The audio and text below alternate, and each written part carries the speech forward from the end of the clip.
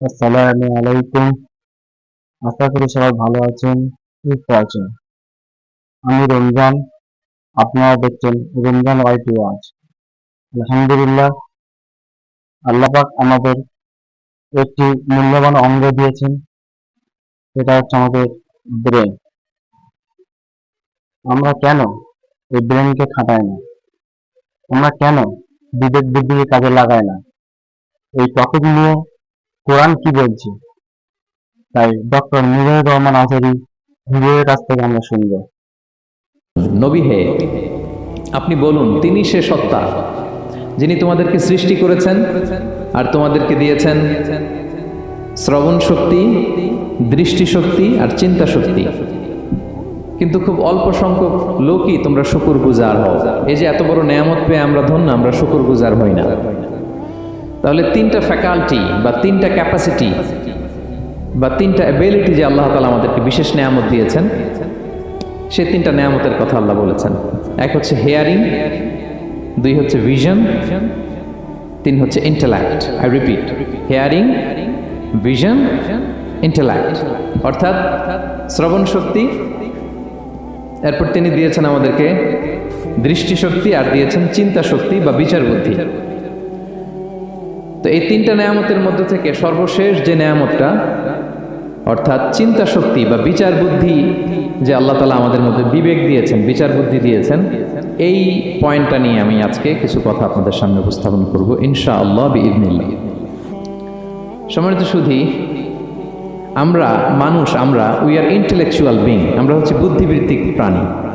অর্থাৎ আল্লাহ তাআলা আমাদেরকে ফ্রি উইল দিয়েছেন, আমাদেরকে ক্রিটিক্যালি থিঙ্কিং করার সুযোগ দিয়েছেন, বিচার বুদ্ধি, বিবেক, কমন সেন্সকে কাজে লাগানোর সুযোগ আল্লাহ তাআলা আমাদেরকে দিয়েছেন। এবং এজন্যই আল্লাহ তাআলা আমাদেরকে আশরাফুল মাখলুকাত বানিয়েছেন। আমাদের ফ্রি থিঙ্কিং করার সুযোগ আছে, আমাদের ইন্টেলেক্ট আছে, আমাদের ইন্টেলিজেন্স আছে, আমরা আমাদের সিদ্ধান্তগুলো নিজের মন মতো করে নিতে পারি। এজন্য আমরা হচ্ছে আশরাফুল মাখলুকাত। এজন্য আল্লাহ তাআলা ফেরেশতাদেরকে অর্ডার করেছেন যাতে তারা আমাদেরকে সেজদা দেয়। সুবহানাল্লাহ। এই সেজদাটা আবার ইবাদতের সেজদা ছিল না, এটা ছিল অনারারি সাজদা, সম্মানসূচক সাজদা। ইবাদতের সেজদায় লুটিয়ে পড়া যায় একজনের সামনে। আওয়াজ করে বলুন তো, তিনি কে? তো ফেরেশতারা যে সেজদাটা আমাদেরকে দিয়েছিল, এটা ছিল অনারারি সাজদা, সম্মানসূচক সাজদা। তো এই বিচার বুদ্ধি, বিবেক বুদ্ধি, এগুলোই আমাদেরকে পশু থেকে আলাদা করেছে। পশুর কিন্তু এই ইন্টেলেক্ট নাই, বিচার বুদ্ধির ক্ষমতাটা তাদের নাই। এজন্য পশু থেকে আমরা আলাদা। এবং চিন্তা আর বিবেককে খাটানোর জন্য আল্লাহ তাআলা মহামূল্যবান একটা অঙ্গ আল্লাহ তাআলা আমাদেরকে দিয়েছেন, সেটা হচ্ছে ব্রেইন, আমাদের মস্তিষ্ক। এটাকে কাজে লাগিয়ে, কমন সেন্স কাজে লাগিয়ে আমরা পৃথিবীতে সভ্যতার পর সভ্যতা নির্মাণ করেছি। পৃথিবীতে মানুষ ছাড়া অন্য কোনো প্রাণীকে এটা করতে পেরেছে? এটা মানুষ করেছে, কারণ আল্লাহ তাআলা মানুষকে এই চিন্তা শক্তি দিয়েছেন, বিচার বুদ্ধি দিয়েছেন এবং সফিস্টিকেটেড একটা ব্রেন দিয়েছেন। এটা কাজে লাগিয়ে আমরা অনেক বড় কাজ করে ফেলতে পারি। এবং আপনি শুনলে অবাক হবেন, আমাদের এই যে ছোট্ট ব্রেনটা, খুব বেশি না কিন্তু ওজন, একটা প্রাপ্তবয়স্ক মানুষের হিউম্যান ব্রেনের ওজন কত ধারণা আছে কারো? হ্যাঁ, কত? 3 pound, on an average 3 pounds, মানে 1.5 কেজি। এই 1.5 কেজি ওজনের ব্রেন দিয়ে আমরা পৃথিবীতে এই সভ্যতাগুলো বিনির্মাণ করেছি। এবং আপনি শুনলে অবাক হবেন, আমাদের এই ব্রেইনের মেমোরি ক্যাপাসিটি, মেমোরি স্টোরেজ অনেক বেশি। বিজ্ঞানীরা গবেষণা করে ওনারা জানিয়েছেন যে আমাদের হিউম্যান ব্রেইনের মেমোরি হচ্ছে 2.5 পেটাবাইটস। আপনারা মেগাবাইটের নাম শুনেছেন, গিগাবাইটের নাম শুনেছেন, পেটাবাইট হয়তো অনেকে শুনেন না। পেটাবাইট আরো অনেক বেশি, অনেক বড়। তো 1 পেটাবাইটে হয় 1 মিলিয়ন গিগাবাইট। আই রিপিট, 1 পেটাবাইটে হয় 10 লক্ষ গিগাবাইট। তার মানে আমার আর আপনার যে হিউম্যান ব্রেইন, এই ব্রেইনের ক্যাপাসিটি হচ্ছে 25 লক্ষ গিগাবাইট। সুবহানাল্লাহ, এত আসতে 25 লাখ গিগাবাইট আমাদের ব্রেইনের মেমোরি বা স্টোরেজ। আচ্ছা বলেন, আপনাদের এই যে আইফোন মোবাইল, এটাতে মেমোরি কত? 256 জিবি ম্যাক্সিমাম, ম্যাক্স 256 জিবি। আচ্ছা গেল। এরপর আমাদের ল্যাপটপগুলোতে মেমোরি স্টোরেজ কত ম্যাক্সিমাম? সাধারণত 500 জিবি, যারা খুব বেশি নেয় হয়তো 1000 জিবি, 1 টেরাবাইট, তাই না? এই তো তাহলে আমাদের ল্যাপটপগুলোর মেমোরি স্টোরেজ হচ্ছে 1000 গিগাবাইট, তাতে সারা দুনিয়াটাই যেন এটার ভিতরে ঢুকিয়ে রাখা যায়, ঠিক কিনা? কিন্তু আল্লাহ তাআলা আমাদেরকে যে দয়া করে ব্রেন দিয়েছেন, এটার মেমোরি ক্যাপাসিটি হচ্ছে 25 লক্ষ গিগাবাইট। আল্লাহু আকবার। এবং আপনি শুনলে অবাক হবেন, এই ব্রেনের ভিতরে আল্লাহ তাআলা অনেক নিউরন দিয়েছেন, মানে স্নায়ু কোষ, যে নিউরনগুলো ব্রেনের মেসেজগুলো, ইনফরমেশনগুলোকে ট্রান্সমিট করে। আমাদের ব্রেইনে এই স্নায়ু কোষের সংখ্যা বা নিউরনের সংখ্যা মোর দেন 100 বিলিয়নস, মানে 10,000 কোটিরও বেশি। তো আমরা যত বেশি চিন্তা করি, যত বেশি ব্রেইন খাটাই, আমাদের এই স্নায়ু কোষগুলোর মধ্যে সংযোগায়ন বাড়ে, মানে নিউরন কানেক্টিভিটি বাড়ে। এই ব্যাপারে পৃথিবীতে সবচেয়ে বড় স্পেশালিস্ট হচ্ছে ডক্টর হার্বার্ট বানসন, হার্ভার্ড ইউনিভার্সিটির একজন অ্যাসোসিয়েট প্রফেসর। তো তাকে জিজ্ঞেস করা হয়েছিল মানুষের এই নিউরন কানেক্টিভিটি সর্বোচ্চ কত হতে পারে, একজন মানুষ যত চিন্তা করুক, যত ব্রেন খাটাক, কত হতে পারে। তো সে গবেষণা করে বলেছিল 25-এর ডান দিকে 30টা শূন্য বসালে যত হতে পারে একটা মানুষের মাথার স্নায়ুগুলোর সংযোগায়ন বা নিউরন কানেক্টিভিটি ঠিক তত হতে পারে। 25-এর ডান দিকে কয়টা শূন্য? 30টা। এটা আমি কি দিয়ে বলবো? হ্যাঁ, মিলিয়ন, বিলিয়ন, ট্রিলিয়ন, জিলিয়ন, ফিলিয়ন, অক্ট্রিলিয়ন সব ছাড়িয়ে যাবে। আচ্ছা, সংখ্যাটা কত বড় আমি একটু উদাহরণ দিয়ে বলি। আমরা যে কম্পিউটারের দোকানে গেলে প্রিন্টিং করি না, A4 সাইজের কাগজ আছে না? একটা হিউম্যান ব্রেনে যত পরিমাণ নিউরন কানেক্টিভিটি হতে পারে, তত পরিমাণ সাদা কাগজ যদি আপনাকে দেয়া হয়, A4 সাইজের সাদা কাগজ দিয়ে যদি বলা হয় যেটা টেবিলের উপর রাখেন, ইন্টারন্যাশনাল ইয়ুথ সেন্টারের এই টেবিলের উপর এই কাগজগুলো রাখেন, আপনি কাগজগুলো রাখতে শুরু করবেন। কাগজের স্তূপ উঁচু হতে হতে হতে হতে এই টাওয়ার ছাড়িয়ে, আকাশ ছাড়িয়ে, বাতাস ছাড়িয়ে, মহাকাশ স্টেশন ছাড়িয়ে, নাসার বিজ্ঞানীদের নাগালে আসা প্রথম আকাশের যত দূর বিজ্ঞান যেতে পেরেছে, এই যে জেমস ওয়েব টেলিস্কোপ 34 কোটি বছর আগের ছবি, স্থির চিত্র আমাদেরকে পাঠিয়েছে, যত দূর মানুষের নাগালে এসেছে, কাগজের স্তূপ এরকম উঁচু হতেই থাকবে, তারপরেও অনেক কাগজ আপনার হাতে থেকে যাবে। তার মানে কি পরিমাণে নিউরন কানেক্টিভিটি আমাদের ব্রেনে সম্ভব। তো এখন দ্য কোশ্চেন রাইজেস, প্রশ্ন হচ্ছে আমরা আমাদের ব্রেনকে ওইভাবে খাটাই কিনা, ব্রেনটাকে কাজে লাগাই কিনা। আমাদের যে অভাবনীয় চিন্তা শক্তি, আনলিমিটেড চিন্তা শক্তি দিয়ে যে আল্লাহ তাআলা আমাদেরকে সৃষ্টি করেছেন, এটার কতটুকু আমরা ব্যবহার করি, আমাদের এই সফিস্টিকেটেড যে ব্রেইন আল্লাহ দিয়েছেন, এটা ব্যবহার করি কিনা, দিস ইজ দ্য কোশ্চেন। তো সম্মানিত শুধু আল কোরআন আল কারিমের পরতে পরতে আল্লাহ তাআলা আমাদেরকে মাথা খাটাতে বলেছেন, আমাদের চিন্তার দিগন্তকে প্রসারিত করতে বলেছেন, কিন্তু আমরা মাথা খাটাতে চাই না। আমরা যেন চিন্তাশীল হয়ে উঠি, আমরা যেন ব্রেইন খাটাই। অনেক আয়াত আপনি পাবেন, দু একটি আয়াত আপনাদের সামনে আমি উপস্থাপন করবে আজকের আলোচনার ইতি টানবো ইনশাআল্লাহ বিইজনিল্লাহ। আমরা যেন মাথা খাটাই, আমরা যেন চিন্তা করি, এটা বোঝাতে যে আল্লাহ তাআলা বেসিকলি কোরআনে 4টা শব্দ ব্যবহার করেছেন। 4টা, একটু ক্লাসের মতো মনে করেন, তাহলে মনে থাকবে, কিছু শিখে গেলাম। প্রথম শব্দ হচ্ছে আন্নাদার, আন্নাদার। 2 নম্বর হচ্ছে আল আক, 3 নম্বর হচ্ছে আত্তাফাক্কুর, 4 নম্বর হচ্ছে আত্তাদাব্বুর। আই রিপিট, আবার বলি, আন্নাদার, আল আক, আত্তাফাক্কুর, আত্তাদাব্বুর।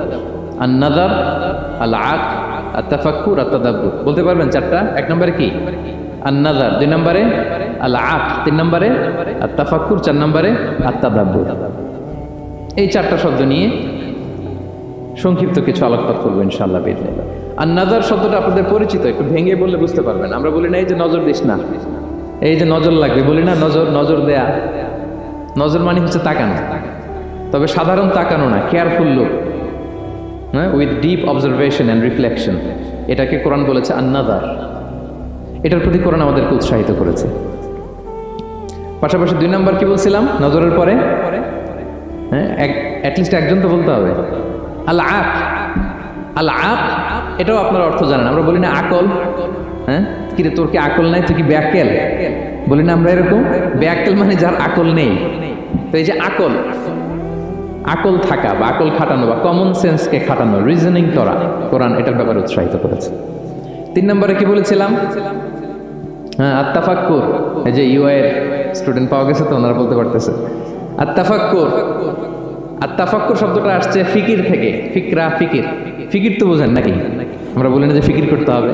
তো আত্তাফাক্কুর মানে ক্রিটিক্যাল থিঙ্কিং, বিশ্লেষণধর্মী চিন্তা করা। আর সর্বশেষ হচ্ছে আত্তাদাব্বুর। আর তাদাব্বুরটা কোরআনের সাথে জড়িত, কোরআনের পেছনের গল্পগুলো খুঁজে বের করা। আর তাদাব্বুর শব্দটা এসেছে আরবি শব্দ দুবুর থেকে। দুবুর, দুবুর মানে কি? পেছন। তো কোরআনের কোন একটা আয়াতের পেছনের গল্পটা কি, পেছনের রহস্যটা কি, এর নেপথ্যে কি, এর গুরু রহস্য কি, এটাকে বের করা। এই চারটা ব্যাপারে কোরআন অনেক এমফাসাইজ করেছে। তো এই চারটা নিয়ে আমরা কথা বলি। প্রথমে কি বলেছিলাম? প্রথম শব্দটা আন-নাযার। সবাই বলেন তো প্রথম শব্দটা কি? আন-নাযার। নজর মানে কি? দৃষ্টি দেয়া, স্বাভাবিক দৃষ্টি না, গভীর দৃষ্টি, সুগভীর দৃষ্টি। হ্যাঁ, ইংরেজিতে বলে অবজারভেশন বা রিফ্লেকশন। তা আমরা যেন শুধু ফেল ফেল করে তাকিয়ে না থাকি। আল্লাহ বলেছে তাকালে তাকানোর মতো তাকাবা, গভীর দৃষ্টি দিবা। আল্লাহ বলেন আফালা ইয়ানজুরুনা ইলাল ইবিলি কাইফা খুলিকাত ওয়া ইলাস সামাই কাইফা রুফিআত ওয়া ইলাল জিবালি কাইফা নুসিবাত ওয়া ইলাল আরদি কাইফা সুতিহাত। আল্লাহ বলেন ওরা কি নজর দেয় না? আফালা ইয়ানজুরুনা, নজর থেকে ইয়ানজুরুনা ইলাল ইবিলি, ওরা কি উটের দিকে তাকায় না? Don't they see to the camels how masterfully they were created? হ্যাঁ, তারা কি উটের দিকে তাকায় না কিভাবে উটকে সৃষ্টি করেছি? তারা কি আকাশের দিকে তাকায় না খুঁটিবিহীন বিশাল আকাশকে কেমন করে বানালাম? তারা কি পাহাড়ের দিকে তাকায় না কিভাবে পাহাড়কে ফার্মলি সেট করা হলো পৃথিবীর সাথে? তারা কি জমিনের দিকে তাকায় না কিভাবে জমিনটাকে বিস্তীর্ণ করে দেয়া হয়েছে? তো এই চারটা কথা আল্লাহ বললেন। রাসূল সাল্লাল্লাহু আলাইহি ওয়াসাল্লাম যখন মক্কার কুরাইশদেরকে তাওহীদ, রিসালাত, আখিরাতের দাওয়াত দিচ্ছিল, তারা এই দাওয়াতকে প্রত্যাখ্যান করলো, তারা মানছে না। তো তখন আল্লাহ তাআলা এই আয়াত নাজিল করে বললেন আফালা ইয়ানজুরুনা ইলাল ইবিলি কাইফা খুলিকাত। মক্কার কুরাইশরা কি উটের দিকে তাকায় না? উটকে কিভাবে আমি তৈরি করলাম এটা একটু দেখতে পারে না ওরা? আরে উটের দিকে তাকালেই তো ওরা উটের মালিক আমি আল্লাহরে খুঁজে পাবে। কারণ কুরাইশরা ছিল কোরআনের প্রাইমারি অডিয়েন্স, যদিও কোরআন সবার জন্য এসছে। তো আল্লাহ বললেন আফালা ইয়ানজুরুনা ইলাল ইবিলি কাইফা খুলিকাত, ওরা কি উটের দিকে তাকায় না? উট দেখার জন্য তো ওদের চিড়িয়াখানায় যাওয়া লাগবে না, অথবা মক্কার কুরাইশদের চায়নাতেও যাওয়া লাগবে না, কারণ উট তো ওদের গৃহপালিত প্রাণী, ঠিক কি না? ঘরে ঘরে আরব দেশে উট আছে না নাই? আছে। তো উটের দিকে তাকায় না? সম্মানিত সুধী, উটের কথা আল্লাহ কেন বললেন? কুরাইশদেরকে উটের কথা বললেন এজন্য, উট হচ্ছে এমন আজীব একটা প্রাণী যেটা প্রাণী বিজ্ঞানীদেরকে হয়রান করে দিয়েছে। আল্লাহু আকবার, আপনি অবাক হবেন উটের যে ফিচার আল্লাহ তাআলা দিয়েছেন। মক্কার লোকেরা উটের গোশত খাইতো, উটের দুধ খাইতো, উটের চামড়া দিয়ে দ্য ফাইনেস্ট লেদার, দামি লেদার তারা বানাতো। উটের উপর মাল নিয়ে বোঝাই করে মরুভূমি এক প্রান্ত থেকে আরেক প্রান্তে পাড়ি দিত, নিজেরা উটের উপর রাইডিং করত। এবং উট হচ্ছে এমন প্রাণী যেটা একসাথে 1 মাস না খেয়ে বেঁচে থাকতে পারে। 1 মাস পানিও খাওয়া লাগবে না, খাবারও খাওয়া লাগবে না। সুবহানাল্লাহ পড়বেন না? এট এ টাইমে একটা উট, প্রাপ্তবয়স্ক একটা উট একসাথে 200 লিটার পানি খেয়ে ফেলতে পারে।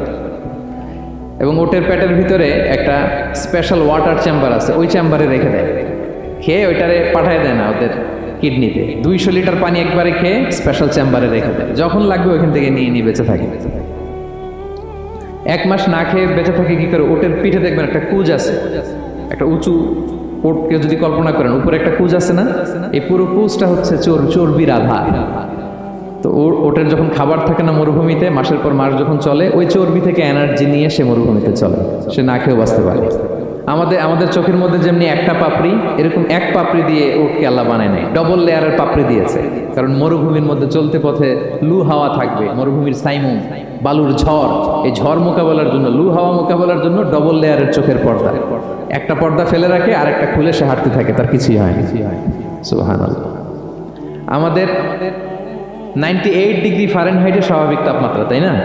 99 ডিগ্রি হলে আমাদের জ্বর, 100 ডিগ্রি হলে জ্বর, 101, 2 সর্বোচ্চ আমরা সহ্য করতে পারি। এর বেশি যদি হয়, 103 ডিগ্রি হলে বেহুশ হয়ে যায় মানুষ। 4 ডিগ্রি হলে আমাদের দেহের ভেতরে যে কোষগুলো আছে এগুলো মরে যায়।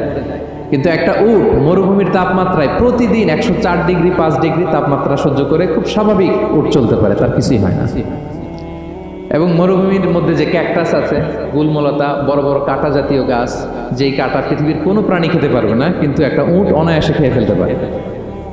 উটের জিহ্বাকে এবং পাকস্থলীকে আল্লাহ এমন স্পেশালি মেড করেছেন, যত কাঁটা দিবেন খেয়ে সাবার ওর কিছুই হয় না। সুবহানাল্লাহি বিহামদিহি। আল্লাহ বলে আফালা ইয়ানজুরুনা ইলাল ইবিলি কাইফা খুলিকাত, ওরা কি উটের দিকে তাকায় না? আরে উটকে নিয়ে গবেষণা করলেই তো উটের মালিককে খুঁজে পায় তারা।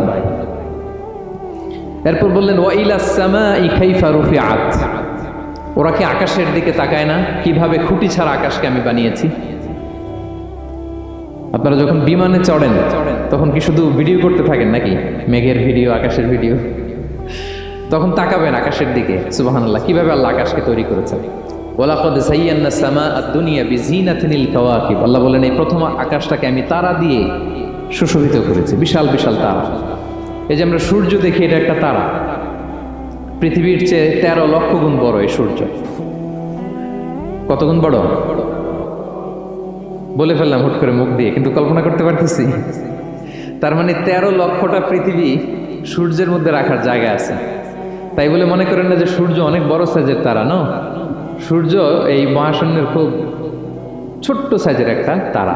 সূর্যের চেয়ে লক্ষ কোটি গুণ তারা আছে। যে সূর্য পৃথিবীর চেয়ে 13 লক্ষ গুণ বড়, ওই সূর্যের চেয়ে কোটি গুণ বড় তারা আছে। এরকম লক্ষ কোটি কোটি তারা নিয়ে আমাদের গ্যালাক্সি মিল্কি ওয়ে, এরকম কোটি কোটি গ্যালাক্সি আছে। সুবহানাল্লাহ, কোটি কোটি গ্যালাক্সি নিয়ে আমাদের এই প্রথম আকাশের মহাশূন্য। তার মানে পুরো প্রথম আকাশটাকে যদি একটা মানচিত্র দেওয়া হয়, ওইখানে মাইক্রোস্কোপ দিয়ে পৃথিবীকে খুঁজে পাওয়া যাবে না। আই রিপিট, পুরো প্রথম আকাশটাকে যদি একটা বড় মানচিত্র বানানো হয়, আমরা যে পৃথিবীতে আছি মাইক্রোস্কোপ দিয়েও এটাকে খুঁজে পাওয়া যাবে না। এই বিশাল প্রথম আকাশের মহাশূন্য যখন শেষ, এরপরে হচ্ছে প্রথম আকাশের লেয়ার, তারপরে হচ্ছে দ্বিতীয় আকাশের মহাশূন্য, তারপরে দ্বিতীয় আকাশের লেয়ার। বিষ্ণু ইসলাম বলেন দ্বিতীয় আকাশের তুলনায় প্রথম আকাশটা কত ছোট শোনো। সাহারা মরুভূমির মধ্যে যদি তোমার হাতের আংটি ছুঁড়ে ফেলে দাও, পুরো মরুভূমির তুলনায় তোমার হাতের আংটি যত ছোট, আল্লাহর দ্বিতীয় আসমানের তুলনায় প্রথম আসমানটা ঠিক তত ছোট। আবার তৃতীয় আসমানের তুলনায় দ্বিতীয় আসমানটা ঠিক ওই রকম। আবার চতুর্থ আসমানের তুলনায় তৃতীয় আসমানটা ওই রকম। এইভাবে 7 আসমান, এরপরে আল্লাহর কুরসি, মাওদাউল কাদামাইন, যেখানে আল্লাহ তার কুদরতি পা রাখেন। তো 7 আসমানটা যত বড়, পুরো সাহারা মরুভূমির মধ্যে আংটি ফেলে দিলে মরুভূমির তুলনায় আংটি যত ছোট, আল্লাহর কুরসির তুলনায় পুরো 7 আসমানটা ঠিক তত ছোট। কল্পনা করা যায়? এজন্য আল্লাহ বলেছেন আফালা ইয়ানজুরুনা ইলাল ইবিলি কাইফা খুলিকাত, একটু উট নিয়ে চিন্তা করতে পারো না? আকাশটা নিয়ে একটু ভাবতে পারো না? ওয়া ইলাল জিবালি কাইফা নুসিবাত, একটু পাহাড়ের দিকে তাকিয়ে একটু অবজারভেশন করা যায় না, রিফ্লেকশন? ও মক্কার লোকেরা, পাহাড় দেখার জন্য তো তোমাদের অন্য দেশে যাওয়া লাগবে না, তোমরা তো সারাউন্ডেড বাই মাউন্টেন্স, চারদিকে শুধু পাহাড়, পাহাড় আর পাহাড়। এই পৃথিবীর ভেতরে 7টা টেকটনিক প্লেট আছে। এই 7 tectonic plates creates the mountain range on earth. পৃথিবীর মধ্যে মাউন্টেন এভাবেই হয়েছে। বিগ ব্যাং এর মহাবিস্ফোরণের পরে এই প্লেটগুলো যখন কোলাপস করলো, মাঝখানের জায়গা উঁচু হয়ে গেল, দ্যাট ইজ মাউন্টেন। এটাই মাউন্টেন। আমেরিকার আলাস্কা একটা জায়গা আছে, পৃথিবীর সবচেয়ে বড় মাউন্টেন রেঞ্জ। এটা লম্বায় প্রায় 2000 কিলোমিটার লম্বা একটা পাহাড়। ইউরোপের সবচেয়ে বড় পাহাড় হচ্ছে আল্পস পর্বতমালা, ওইটা লম্বায় 1200 কিলোমিটার। কল্পনা করতে পারেন, একটা পাহাড় 1200 কিলোমিটার লম্বা। আর সবচেয়ে উঁচু যে পর্বতশৃঙ্গ মাউন্ট এভারেস্ট 29,035 ফিট, আর মিটার দিয়ে চিন্তা করলে 8,850 মিটার। আল্লাহ এই পাহাড়কে কোরআনে বলেছেন পেরেকের সাথে তুলনা দিয়েছেন। আল্লাহ তাআলা বলেছেন ওয়াজআলনাল জিবালা আওতাদা, আমি এই পাহাড়গুলোকে আল্পস পর্বতমালা, আলাস্কা পর্বতমালা, মাউন্ট এভারেস্ট, এগুলোকে পেরেকের মতো বানিয়েছি। কিসের মতো? আচ্ছা, যদি আমার কথা বুঝে থাকেন তাহলে উত্তর দেন। আমরা পেরেক যখন কাঠের মধ্যে ঠুকি, তখন পুরো পেরেকটা কাঠের ভিতরে ঢুকে যায় না? উপরে দেখা যায় কতটুকু? হাতুড়ি দিয়ে একটা পেরেক যখন আমি একটা কাঠের ভিতরে ঠুকে দিলাম, এরপরে কি পুরা পেরেকটা দেখা যায়? আর কতটুকু দেখা যায়? সামান্য মাথাটা। তো পুরা পেরেক গেল কই? ভিতরে। তা আল্লাহ পাহাড়গুলোকে পেরেকের সাথে তুলনা করেছেন। তার মানে পাহাড় যতটুকু আপনি দেখেন, এটা পাহাড়ের মাথা, এর পুরো অংশটা মাটির ভিতরে। 29,035 ফিট মাউন্ট এভারেস্ট যেটা, এটার কমপক্ষে 10 গুণ এটা মাটির ভিতরে আছে। আলাস্কা পর্বতমালা বাইরে যদ্দূর, 10 গুণ ভেতরে। আল্পস পর্বতমালা বাইরে যদ্দূর, 10 গুণ ভেতরে। তুর পাহাড় বাইরে যদ্দূর, 10 গুণ তার ভেতরে। আল্লাহু আকবার। এজন্য আল্লাহ বলেন ওয়াইলাল জিবালি কাইফা নুসিবাত, ওরা কি পাহাড়ের দিকে তাকায় না কিভাবে এই পাহাড়গুলোকে আমি তৈরি করেছি? আল্লাহ যখন এই পৃথিবী সৃষ্টি করলেন, পৃথিবীর মধ্যে ভাইব্রেশন হচ্ছিল, কাঁপছিল পৃথিবী। আল্লাহ পৃথিবীর কাঁপাকাঁপি বন্ধ করার জন্য এই পেরেকের মতো পাহাড়গুলোকে পৃথিবীতে ঠুকে দিলেন, কাঁপাকাঁপি বন্ধ হয়ে গেল। এই দৃশ্য দেখে ফেরেশতারা বলে, ইয়া রাব হাল মিন খালকিকা আসাদ্দু আলাল জিবাল। আল্লাহ, পাহাড়ের এত শক্তি, পৃথিবী কাঁপতেছিল, পাহাড় আপনি ঠুকে দিলেন, পৃথিবীর কাঁপাকাঁপি বন্ধ হয়ে গেল।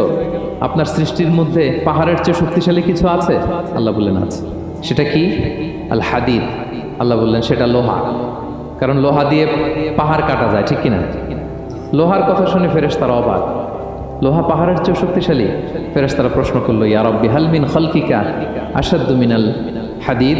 তাহলে আপনার সৃষ্টির মধ্যে লোহার চেয়ে শক্তিশালী কিছু আছে? আল্লাহ বললেন আছে। কি সেটা? আন্নার, আগুন। কারণ আগুন লোহাকে কি করে? গলিয়ে ফেলে। ফেরেশতারা শুধু অবাকই হচ্ছে।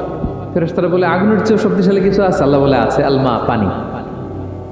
কারণ আগুনে দাউ দাউ করে জ্বলে ওঠা আগুনের মধ্যে পানি দিলে আগুন অস্তিত্ব হারায়। ফেরেশতারা শুধু অবাকই হচ্ছে। তারা বলে তাহলে পানির চেয়ে শক্তিশালী কিছু আছে? আল্লাহ বলেন আছে। আর রিহ, বাতাস। কারণ বাতাস পানিকে একদিক থেকে আরেক দিকে নিয়ে যায়। জলের মধ্যে বায়ুর উচ্ছ্বাস লাগলে জলোচ্ছ্বাস তৈরি হয়, ঠিক কিনা? ফেরেশতারা আবার অবাক হয়ে বলে তাইলে বাতাসের চেয়ে শক্তিশালী কিছু আছে? আল্লাহ বললেন আছে। সেটা কি? বলতেছে বনি আদম। ওই মানুষ শক্তিশালী যে গোপনে দান করে, এত গোপনে যে ডান হাত কি দান করলো, বাঁ হাত সেটা টের পায় না। পড়েন সুবহানাল্লাহ। এই লম্বা হাদিস বলার বা বোঝানোর মূল উদ্দেশ্য হচ্ছে, আল্লাহ পাহাড়কে সৃষ্টি করেছেন। ওয়া ইলাল জিবালি কাইফা নুসিবাত। পাহাড়কে আল্লাহ তাআলা জমিনের মধ্যে এভাবে সেট করেছেন। আল্লাহ বলে ওরা কি একটু পাহাড়ের দিকে তাকায় না, আকাশের দিকে তাকায় না? ওরা কি একটা উটের দিকে তাকায় না? ওয়া ইলাল আরদি কাইফা সুতিহাত। ওরা কি জমিনের দিকে তাকায় না, জমিনকে কিভাবে আমি বিস্তৃত করেছি? আমরা তো কত চমৎকার মাটি দেখি, তাই না? বীজ রোপণ করে দিলে কি উর্বর জমি, হ্যাঁ, ঘাস লতাপাতা ফলমূল হয়। আসলে পুরো পৃথিবীটাই কি এরকম নরম? না, অনেক স্তর আছে। এই ভূপৃষ্ঠের নিচে আপনি পাবেন পাললিক শিলার স্তর, রূপান্তরিত শিলার স্তর, আগ্নেয়গিরির শিলার স্তর। তার মানে পৃথিবীর ভেতরে দাউ দাউ করে আগুন জ্বলছে, এবং আগ্নেয়গিরির জ্বালামুখ ভেঙে যখন এই অগ্নুৎপাতের লাভা বের হয়, তখন বোঝা যায় পৃথিবীর ভেতরে কেমন আগুন পাওয়া যায়, ঠিক কিনা?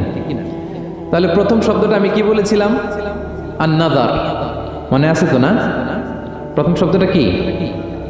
আল্লাহ বলে তারা কি নজর করে দেখে না কিভাবে আকাশ বানালাম, উট সৃষ্টি করলাম, কিভাবে জমিন বানালাম, কিভাবে পাহাড় বানালাম? তাহলে এই যে নজর বা অবজারভেশন, রিফ্লেকশন, এটার প্রতি আল্লাহ তাআলা আমাদেরকে উৎসাহিত করেছে। প্রথম পয়েন্ট ক্লিয়ার। মোট পয়েন্ট আলোচনা করব 4টা। বলেন তো কয়টা? একটা ক্লিয়ার। 2 নাম্বার কি ছিল দেখি, কার মনে আছে কিনা? আল আকল, রাইট, কমন সেন্স, রিজনিং। আমরা যেন আমাদের কমন সেন্স খাটাই, কোরআনের পরতে পরতে আল্লাহ তাআলা আমাদেরকে উৎসাহিত করেছেন।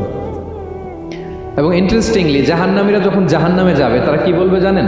সূরা মুলকে এসেছে, তারা বলবে ওয়াকালু লাউ কুন্না নাসমাউ আও নাআকিলু মা কুন্না ফি আসহাবিস সাঈর। তারা বলবে, হায় রে, নবীদের কথা যদি মানতাম আর যদি একটু কমন সেন্স খাটাইতাম, তাহলে তো জাহান্নামে আসা লাগতো না। ওই দিনের এই আফসোসে কোনো কাজ হবে? প্রিয় ভাইরা, ওই দিন যত আফসোস করেন কোনো কাজ হবে? তাহলে জাহান্নামীরাও আফসোস করবে, হায় রে, একটু যদি আকল খাটাইতাম, তাইলে আজকে আর জাহান্নামের আগুনে পোড়া লাগে না। নবীদের কথা যদি শুনতাম আর যদি আকল খাটাতাম, কি খাটাতাম, তাইলে আজকের এই কঠিন অবস্থা আমাদের পড়া লাগতো না। কোরআনের বিভিন্ন আয়াত আল্লাহ তাআলা আমাদেরকে বলেছেন, আফালা তাআকিলুন, তোমরা কি আকল খাটাবা না? এই যে দামি কমন সেন্স দিলাম, একটু বুদ্ধি কি খাটাবা না, আকল খাটাবা না তোমরা? এবং কোরআনের একটি আয়াতে আল্লাহ তাআলা বিভিন্ন কসমিক সিম্বলস, ন্যাচারাল ফেনোমেনা, এগুলো উল্লেখ করে সবশেষে তিনি বলেছেন, লা আয়াতিন লিকৌমি ইয়াকিলুন, নিশ্চয়ই এগুলোর মধ্যে নিদর্শন রয়েছে, সাইন রয়েছে। কাদের জন্য? লিকৌমি ইয়াকিলুন, যারা আকলবান, যারা কমন সেন্স খাটায়। এই আয়াতে আল্লাহ কি কি বলেছেন? দীর্ঘ আলোচনা, আমি খুব সংক্ষেপে বলছি। আল্লাহ তাআলা বলছেন, ইন্না ফি খালকিস সামাওয়াতি ওয়াল আরদি ওয়া ইখতিলাফিল লাইলি ওয়ান নাহারি ওয়াল ফুলকিল্লাতি তাজরি ফিল বাহরি বিমা ইয়ানফাউন নাস وما أنزل الله من السماء من ماء فأحيا به الأرض بعد موتها وبث فيها من كل دابة وتصريف الرياح والسحاب المسخر بين السماء والأرض لآيات لقوم يعقلون। সবগুলো বলে আল্লাহ বললেন এগুলোর মধ্যে নিদর্শন আছে তাদের জন্য যারা কমন সেন্স খাটায়। কি বললেন আল্লাহ?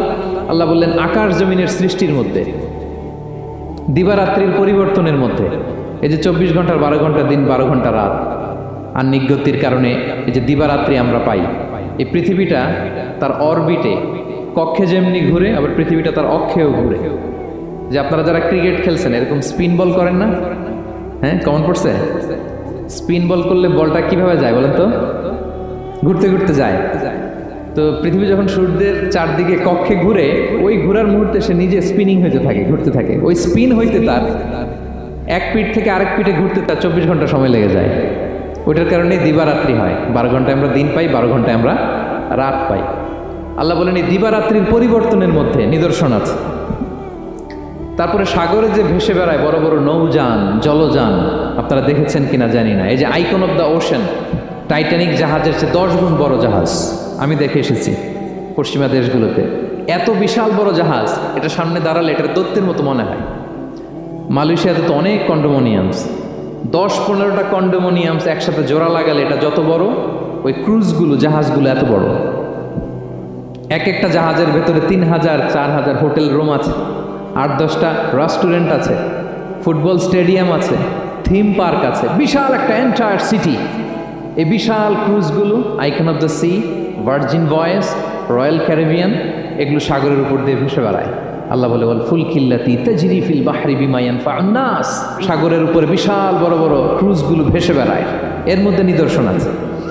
এরপর আল্লাহ বললেন আমি পানি থেকে সব প্রাণী তৈরি করেছি। ওয়াজআলনা মিনাল মাই কুল্লা শাইইন হাই, সব প্রাণ এসেছে পানি থেকে। বিজ্ঞান এটাকে কনফার্ম করেছে। তারা বলেছে পৃথিবীর সর্বপ্রথম এককোষী প্রাণীর নাম হচ্ছে অ্যামিবা। অ্যামিবা এসছে, জুপ্লাঙ্কটন, ফাইটোপ্লাঙ্কটন, ব্যাকটেরিয়া প্লাঙ্কটন, এভাবে স্পিসিসগুলো ডেভেলপ করছে। আল্লাহ বলে এর মধ্যে নিদর্শন আছে। এরপর আল্লাহ তাআলা বলেছেন মৌসুমি বায়ু, এই যে বায়ুর প্রবাহ, এতে নিদর্শন আছে। আর আকাশ জমিনের মাঝখানে যে মেঘমালাগুলো ভেসে বেড়ায়, এই সবগুলোর ভেতরে নিদর্শন আছে। কাদের জন্য? আল্লাহ বলেন লা আয়াতিন লিকাউমি ইয়াকিলুন, তাদের জন্য যারা আকল খাটায়, যারা কমন সেন্স খাটায়। সুবহানাল্লাহ পড়বেন না? এজন্য বিমানে যদি আপনারা উইন্ডো সিট পান, কি করবেন আজকে থেকে বলেন? উইন্ডো সিটের পাশে বসে বসে রিল দেওয়ার জন্য ভিডিও মেক করব। কি করবেন? হ্যাঁ, আল্লাহর নিদর্শন দেখব, কত ক্ষুদ্র আমি, কত নগণ্য আমি, কত তুচ্ছ আমি, এটা বুঝবার চেষ্টা করব। তাহলে 4টা পয়েন্টের 2টা চলে গেল, একটা হচ্ছে নাজার আর একটা হচ্ছে আল্লাহ আকাল। 3 নাম্বার কি ছিল? একজন বলতে হবে। আত্তাফাক্কুর। আত্তাফাক্কুর মানে ক্রিটিক্যাল থিঙ্কিং। ক্রিটিক্যাল থিঙ্কিং করা। আল্লাহ যে আমাদেরকে ব্রেন দিয়েছেন, এটা দিয়ে ক্রিটিক্যাল থিঙ্কিং করা, ব্রেনটাকে কাজে লাগানো, গড্ডালিকা প্রবাহে ভেসে না বেড়ানো, ব্রেনটাকে আমরা যেন কাজে লাগাই। আত্তাফাক্কুর। ইব্রাহিম আলাইহিস সালাম এই আত্তাফাক্কুর বা ক্রিটিক্যাল থিঙ্কিং এর ক্ষেত্রে আমাদের জন্য অনুপম আদর্শ ছিল। কোন নবীর নাম বললাম? সবাই বলেন তো নবীর নাম কি? উনি যেই সময়টাতে পৃথিবীতে এসেছিলেন তখন কেউ করতো তারার পূজা, কেউ করতো চাঁদের পূজা, কেউ করতো সূর্যের পূজা। আমরা হলে কি করতাম? কোনো এক দলে ঢুকে যেতাম। কি বলেন? এক দল করে তারার পূজা, আরেক দল সূর্যের, আরেক দল চাঁদের। তা আমরা হলে কি করতাম? এক দলে ঢুকে যেতাম। উনি ঢুকেন নাই। উনি এই তারকা পূজারী, সূর্য পূজারীদের চিন্তার দেয়ালে আঘাত করেছেন। সুবহানাল্লাহ। ফালাম্মা জান্না আলাইহিল লাইলু রাআ কাওকাবা, উনি কিভাবে সত্যের সন্ধান পেলেন দেখেন। উনি রাত্রিবেলা যখন দেখেন যে লোকজন তারার পূজা করে, উনি ভাবলেন হ্যাঁ রব্বি, তারাই কি আমার রব? পরে দেখে না, দিনের বেলায় তারারে আর খুঁজে পাওয়া যায় না। এখন মনে মনে ভাবে হায় রে, আমার রব যদি আবার মাঝে মধ্যে না থাকে তো আমি যাবো কই? এক সময় উনি আসে, আরেক সময় নাই। এরকম খোদা দিয়ে আমাদের কোনো লাভ আছে? যিনি সবসময় আমার টেক কেয়ার করবে, আমরা তো ওই খোদার ইবাদত করি, ঠিক কি না? উনি বললেন না না, এই তারা আমার রব হতে পারে না। এরপর দেখা যায় আরেকদিন রাত্রিবেলা সবাই চাঁদের পূজা করে। কি দ্যুতিময় চাঁদ, জ্যোৎস্না ছড়ায়। তো উনি ভাবলেন আহা রাব্বি, এটাই কি আমার রব? পরে দিনের বেলা যখন দেখি না, চাঁদ তো আর দেখা যায় না, চাঁদ তো আর নাই, ভ্যানিশ, ডিসঅ্যাপিয়ার। পরে বলে না, চাঁদ আমার রব হতে পারে না। এবার দিনের বেলা দেখলেন দ্বিপ্রহরের জল জলে সূর্য খা খা রোদ বিলাচ্ছে গোটা বিশ্বে। দেখে যে সবাই এটার ফলোয়ার বেশি, সবাই সূর্যের পূজা করে। কিন্তু আবার গধূলি লগ্নে সানসেটের টাইমে যখন সূর্যও ডুবে গেল, হায় হায়, উনি বিপদে পড়লেন। এবার আমি কই যাব? সূর্যও তো থাকে না। আল্লাহু আকবার। তখন তিনি ঘোষণা দিলেন ইন্নী ওয়াজ্জাহতু ওয়াজহিয়া লিল্লাযী ফাতারাস সামাওয়াতি ওয়াল আরদা হানিফা ওয়া মা আনা মিনাল মুশরিকিন। হে তারকা পূজারী, হে চাঁদের পূজারী, হে সূর্য পূজারী, আমি তোমাদের কোনো দলের সাথে নাই, বরং আমি আমাকে ওই সত্তার দিকে মনোনিবেশ করলাম, আত্মসমর্পণ করলাম। ফাতারাস সামাওয়াতি ওয়াল আরদ, যিনি আকাশ সৃষ্টি করেছেন, জমিন সৃষ্টি করেছেন। হানিফা ওয়া মা আনা মিনাল মুশরিকিন, আমি শিরক করি না, আমি হানিফ হিসেবে সে আল্লাহর ইবাদত শুরু করে দিলাম। পড়েন আল্লাহু আকবার। তাইলে উনি স্রোতে গা ভাসান নাই, কোনো এক দলে না ঢুকে উনি ওনার ক্রিটিক্যাল থিঙ্কিং, ওনার অ্যানালজি, ওনার বিবেককে উনি কাজে লাগিয়েছেন। তো সম্মানিত শুধু এজন্য চিন্তা করা, এটাকে আরবিতে বলে আত-তাহান্নুফ মিন বাকায়া আল ইব্রাহিমিয়া। এটা ইব্রাহিমী চিন্তার অবশিষ্টাংশ। সেদিন ইব্রাহিম আলাইহিস সালাম এভাবে চিন্তা করতেন, গবেষণা করতেন। সূরাতুন নাহলে আল্লাহ তাআলা মৌমাছি কিভাবে মধু সংগ্রহ করে এই ইনফরমেশনটা যখন আমাদের সামনে পেশ করলেন, এই আয়াতের শেষেও তিনি একই কথা বললেন, ইন্না ফি যালিকা লাআয়াতান লিকাওমি ইয়াতাফাক্কারুন, নিশ্চয় এর মধ্যে যারা চিন্তাশীল তাদের জন্য নিদর্শন আছে। মৌমাছি যে মধু সংগ্রহ করে, আপনারা মৌচাক দেখছেন? কে কে দেখি মৌচাক দেখছেন? মাশাআল্লাহ, আচ্ছা ঠিক আছে। রাসূল সাল্লাল্লাহু আলাইহি ওয়াসাল্লাম মধু বড্ড পছন্দ করতেন। পিওর হানি, দুর্গন্ধওয়ালা হানি তিনি খেতেন না, পিওর হানি খাবেন, খুবই এনার্জেটিক। এবং কোরআনে মাত্র দুইটা জিনিসকে শেফা বলা হয়েছে, এক হচ্ছে কোরআনকে বলা হয়েছে শেফা, আর এই মধুকে বলা হয়েছে শেফা। সুবহানাল্লাহ। আল্লাহ তাআলা বললেন, ওয়া আওহা রাব্বুকা ইলান নাহলি আনিত্তাখিযি মিনাল জিবালি বুয়ুতা ওয়া মিনাশ শাজারি ওয়া মিম্মা ইয়ারিশুন। আল্লাহ তাআলা মৌমাছিকে শিখাই দিলেন কিভাবে মৌচাক বাঁধতে হবে। এবং আল্লাহ বললেন, ইত্তাখিযি মিনাল জিবালি বুয়ুতা, তোমরা পাহাড়ে মৌচাক বাঁধো, ওয়া মিনাশ শাজার, গাছের মগ ডালে বাঁধো, অথবা উঁচু মাচার উপরে বাঁধো, যাতে গ্রামের ছোট্ট ছেলেরা ঢিল মারতে না পারে। মৌচাক যারা দেখছেন, এটা কি নিচু নিচু জায়গায় মৌমাছির মৌচাক হয় না, উঁচু একেবারে মগ ডালে। এটা মৌমাছির শিখাই দিছে কে? হ্যাঁ, কে শিখিয়েছে? আল্লাহ সুবহানাহু ওয়া তাআলা মৌমাছিকে শিখিয়ে দিয়েছে। যারা আরবি বোঝেন তারা বুঝতে পারবেন, ইত্তাখিদি এটা ফেমিনিন জেন্ডার। তার মানে আল্লাহ যা অর্ডার করেছেন এটা পুরুষ মৌমাছিকে অর্ডার করেন নাই, নারী মৌমাছিকে। তো গবেষণায় দেখা গিয়েছে পুরো মৌচাকের বাসাটাকে এখানে যে লিডারশিপ বহন করে এটা কোনো পুরুষ মৌমাছি না, এটা নারী মৌমাছি। সুবহানাল্লাহ। এবং 3 ধরনের মৌমাছি থাকে, একটা হচ্ছে কুইন বি, রানী মৌমাছি, আরেকটা হচ্ছে মেল বি, এরা বংশ বিস্তার করে, আরেকটা হচ্ছে ওয়ার্কার বি, এরা এই মধু আনা নেওয়া করে। তা আল্লাহ এদেরকে বললেন, কুলি মিন কুল্লি সামারাত, এই মৌমাছি তোমরা আশেপাশের সব সুন্দর সুন্দর ফুল থেকে, ফল থেকে, ফ্লাওয়ার নেকটার্স, পুষ্পরস সংগ্রহ করে নিয়ে আসো। মধু এত স্বাস্থ্যকর, হেলদি ডায়েট কেন? কারণ আশেপাশের গাছের মধ্যে এখানে আপনার ভেষজ গাছ আছে, ওষুধি গাছ আছে, বনাজি গাছ আছে, ঠিকই না? তো মৌমাছিগুলো সেখান থেকে ফ্লাওয়ার নেকটার্স, পুষ্পরস সংগ্রহ করে আবার চলে আসে। এবং আল্লাহ বললেন, ফাসলুকি সুবুলা রব্বিকি যুলুলা, পথ ভুলে যাও না, যেই পথে গেছো ওই পথে ফিরে আসো। একটা মৌমাছি মৌচাক থেকে প্রায় 10 কিলোমিটার দূরেও অনেক সময় চলে যায়, আবার 10 কিলোমিটার পথ চিনে আবার মৌচাকে এটার ফিরায় আনে কে? এই পুরো মেকানিজমটা নিয়ে গবেষণা করে অস্ট্রিয়ান একজন সায়েন্টিস্ট, তার নাম হচ্ছে কার্ল ব্রনফেশ, সে একটা বই লিখেছে, দ্য ডান্সিং বিজ, এবং এই বই লিখে সে নোবেল লরেট হয়েছে, নোবেল প্রাইজ পেয়েছে। আমরা তো মধু পাইয়া হাতের তালুর মধ্যে নিয়ে জিহ্বা দিয়ে চাটি, আমাদের তো আর ব্রেন খাটানোর ওই সময় নাই। ওই কার্ল ভন ফ্রেশ, সে এই মৌমাছি নিয়ে গবেষণা করে নোবেল প্রাইজ পেয়েছে, আর আমরা মাথা খাটাইতে পারলাম না। তো সে গবেষণা করে পেয়েছে, মানে কোরআনের আয়াত যা যা বলেছে সে তাই পেয়েছে। মৌমাছি ওখান থেকে ফুলের পুষ্পরস, ফ্লাওয়ার নেকটার্স এনেই কিন্তু মৌচাকে রাখে না, ওইটারে সে খেয়ে ফেলে। এবং সে গবেষণা করে পেয়েছে এক একটা মৌমাছির 2টা স্টোমাক, 2টা পাকস্থলী। একটা পাকস্থলীতে সে নিজের খাবার দাবার খায়, আরেকটা পাকস্থলীতে এই পুষ্পরস, ফ্লাওয়ার নেকটার্সগুলো সে রাখে। সেইখানে আল্লাহ তাআলা একটা স্পেশাল এনজাইম দিয়ে ওইটাকে প্রিজার্ভ করে, প্রত্যেকটা মৌমাছির নিচে একটা টিউব আছে, সেই টিউব দিয়ে, নল দিয়ে মৌচাকে যে ওই মধুগুলো রেখে আসে। পড়েন সুবহানাল্লাহ। এবং এই মধুর ভেতরে আল্লাহ তাআলা ন্যাচারাল অ্যান্টিসেপটিক রেখেছেন, এটার নাম প্রপোলিস। দ্বিতীয় বিশ্বযুদ্ধে রাশিয়ান সোলজাররা তারা আহত হলে তারা অ্যান্টিসেপটিক কিনে লাগাতো না, তারা মধু লাগায় দিত, আর আহত সোলজার তারা মুহূর্তে সুস্থ হয়ে যেত। যাদের বাতের ব্যথা আছে, বাতের ব্যথা আছে না অনেক মুরব্বীদের, ওই বাতের ব্যথার মধ্যে যদি মৌমাছির হুল ফুটাই দিতে পারেন, একদিনের মধ্যে বাতের ব্যথা ভালো হয়ে যাবে।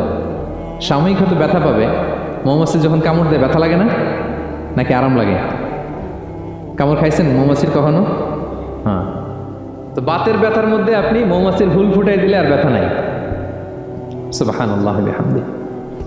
মুখতালিফুন আলওয়ানু, বিভিন্ন ধরনের ক্রিম হানি, হোয়াইট হানি, ইয়েলো হানি, ব্ল্যাক হানি, নানা ধরনের হানি আল্লাহ তাআলা এইভাবে প্রিজার্ভ করেছেন মৌমাছির মধ্য দিয়ে। আল্লাহ বলেন এই যে এতগুলো মৌমাছি পুষ্প রস এনে মৌচাকের মধ্যে রসগুলো রাখে, মধু তৈরি হয়। আল্লাহ বলেন ইন্না ফি যালিকা লাআয়াতান লিকওমি ইয়াতাফাক্কারুন, নিশ্চয় এর মধ্যে আল্লাহ তাআলা চিন্তাশীলদের জন্য নিদর্শন রেখেছেন।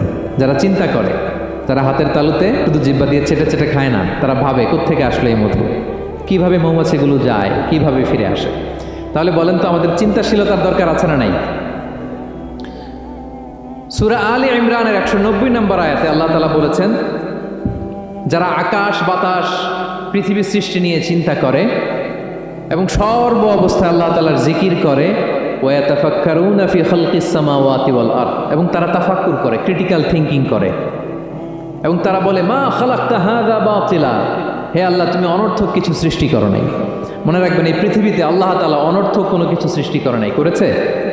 যেটাই সৃষ্টি করেছে এটা এর মধ্যে মানব কল্যাণ আছে না নাই? আল্লাহ তাআলা আমাদের জন্য কল্যাণ রেখেছেন। এবং এই আয়াত যখন নাজিল হল, বিষ্ণু ঈসা ইসলাম বললেন ওয়াইলুন লিমান কারাআহা ওয়া লাম ইয়াতাফাক্কার ফিহা, ধ্বংস তাদের জন্য যারা এই আয়াত তেলাওয়াত করে কিন্তু এই আয়াত নিয়ে চিন্তা করে না, গবেষণা করে না।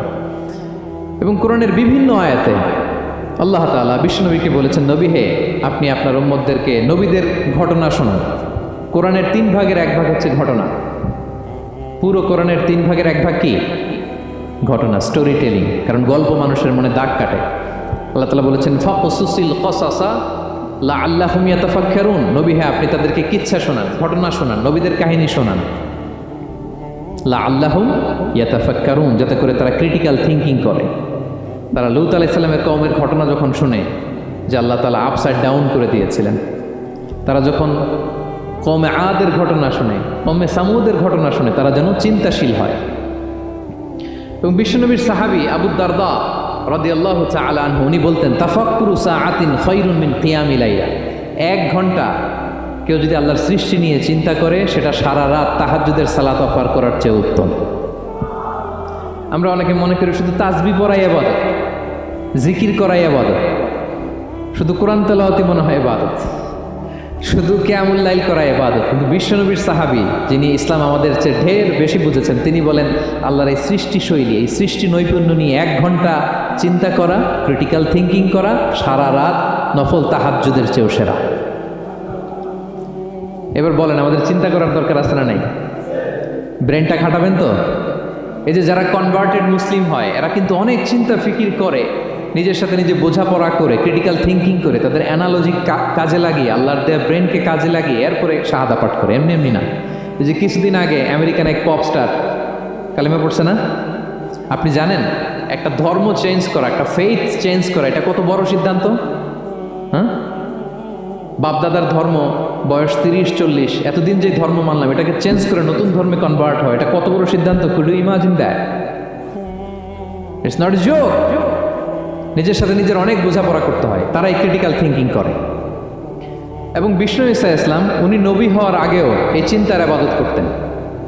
তিনি হেরা গুহায় চলে যেতেন, কাবা থেকে 6 কিলোমিটার উত্তরে, 634 মিটার উঁচু, যা বলে নূরের উপরে একটা কেইভ আছে, গুহা, এটার নাম হচ্ছে গারে হেরা। ওখানে বসে বসে তিনি এই চিন্তা করতেন। তার মানে নবী হওয়ার আগে বিশ্বনবীর ইবাদত ছিল চিন্তার ইবাদত। নবী হিসেবে অ্যাসাইন্ড হওয়ার আগে বিশ্বনবীর ইবাদত কি ছিল বলেন তো? নামাজ পড়া, কোরআন তেলাওয়াত করা। কোরআন তো নাজিলই হয় নাই, কোরআন তেলাওয়াত করবে কেমনে? তখন 6 মাস বসে বসে উনি ওখানে কি করেছেন বলেন? ধ্যানমগ্ন করেছেন, ধ্যানমগ্ন ছিলেন, তিনি চিন্তা করতেন। ওইটাই ছিল ওনার আধ্যাত্মিক শিক্ষায়তন।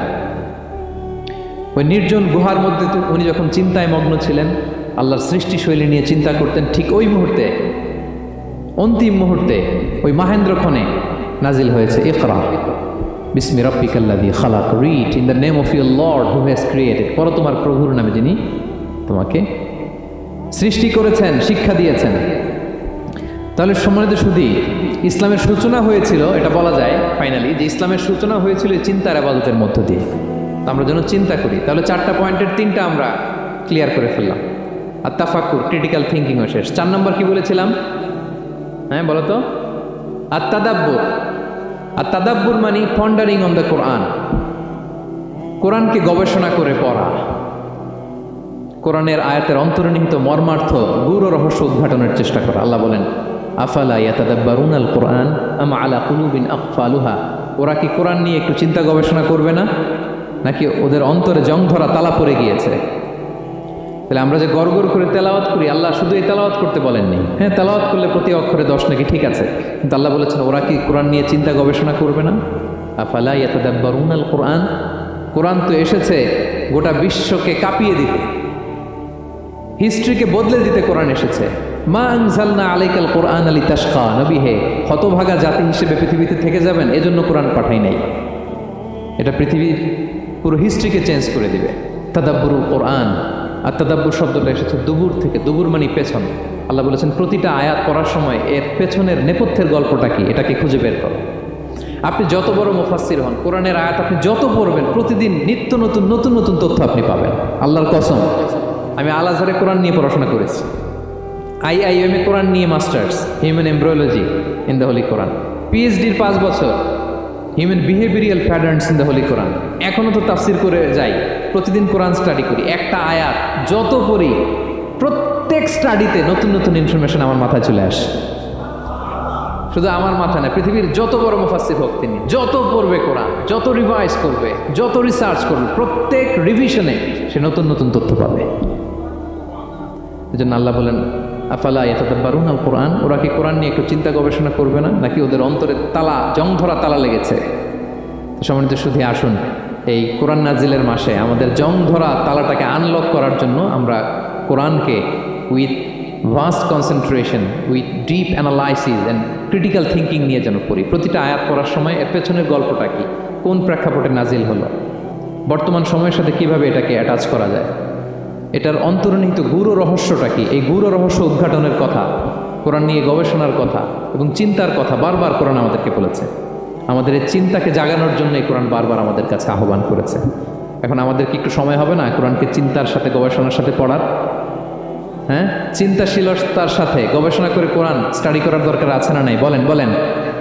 হ্যাঁ, পড়বেন তো আপনারা। যারাই চিন্তা করবে, চিন্তাশীল হবে, কমন সেন্সকে খাটাবে, তারাই পৃথিবীর হিস্ট্রি পাল্টে দিবে। এই যে বিমান দিয়ে যে আমরা চড়ি, 2 ভাই আবিষ্কার করছে, Wilbur Wright, Orville Wright, Wright ভ্রাতৃদ্বয়। বলেন তো এই অরভিল রাইটের চোখ ছিল কয়টা? 3টা না? হ্যাঁ, উইলবার রাইটসের হাত ছিল কয়টা? আমার হাত কয়টা? আপনার হাত কয়টা? তো ওরা পারলে আমরা পারবো না কেন? কারণ এই চিন্তার আবাদত থেকে আমরা দূরে সরে গিয়েছে। আমাদের মধ্যে রিজনিং নাই, আমাদের মধ্যে লজিক্যাল আন্ডারস্ট্যান্ডিং নাই, আমাদের মধ্যে ক্রিটিক্যাল থিঙ্কিং নাই, আমাদের মধ্যে পন্ডারিং অন দ্য কোরআনিক ভার্সেস নাই। আল্লাহ তাআলা আমাদের যে বিবেক, চিন্তা শক্তি দিয়েছেন এটাকে আমরা কাজে লাগাই না, এজন্য আমরা পিছিয়ে পড়েছি। সম্মানিত শুধু কোরআন বারবার আমাদের এই চিন্তা শক্তিকে জাগানোর জন্য আহ্বান করেছে। কোরআনের আয়াতের পরতে পরতে কোরআন আমাদেরকে বলেছে আমরা যেন চিন্তাশীল হই। এই যে সফিস্টিকেটেড ব্রেন আল্লাহ তাআলা দয়া করে আমাদেরকে দান করেছে, আমরা যেন এই ব্রেনটাকে কাজে লাগাই, আমরা যেন আমাদের বিবেকটাকে কাজে লাগাই, আমরা যেন আমাদের কমন সেন্সকে কাজে লাগাই, তাহলে আমাদের সোনালী অতীত আবার আমরা ফিরে পাবো। তাহলে আজকের এই আলোচনা থেকে ফাইনাল কথা হচ্ছে যে আমাদেরকে চিন্তা করতে হবে, যে কোনো জিনিসকে কোশ্চেন করতে হবে, প্রশ্ন করতে হবে, কেন, কিভাবে, ও পারলে আমি কেন পারবো না। কোরআনের আয়াত পড়ার সময় বারবার চিন্তা করবেন, সব দায়িত্ব আমাদের উপর ঠেলে দিয়েন না। কোরআন নিয়ে শুধু আমরাই গবেষণা করবো আর ওয়াজ শোনাবো, এটা it's not only my sole responsibility. আপনাদেরও দায়িত্ব আছে, প্রত্যেকের দায়িত্ব। যত কোরআন পড়বেন আপনার অন্তরের তালা খুলে দিবে কে? আল্লাহ তাআলা আমাদেরকে চিন্তাশীল হওয়ার তৌফিক দান করুন। আমাদের এই সফিস্টিকেটেড ব্রেনকে যেন আমরা কাজে লাগাতে পারি, আমাদের কমন সেন্সকে যেন আমরা কাজে লাগাতে পারি, আমাদের রিজনিংকে যেন আমরা কাজে লাগাতে পারি। ইব্রাহিম আলাইহিস সালামের মতো গদবাধা গড্ডালিকা প্রবাহে গা ভাসিয়ে না দিয়ে আমরা যেন প্রশ্ন করতে পারি, আমরা যেন বিবেককে কাজে লাগাই। আল্লাহ তাআলা আমাদের সবাইকে কথাগুলো বোঝার ও আমল করার তৌফিক দান করুন। ভিডিওটি ভালো লেগে থাকলে চ্যানেলটি সাবস্ক্রাইব করবেন। আসসালামু আলাইকুম। Be a part of our vision to listen and share the fact.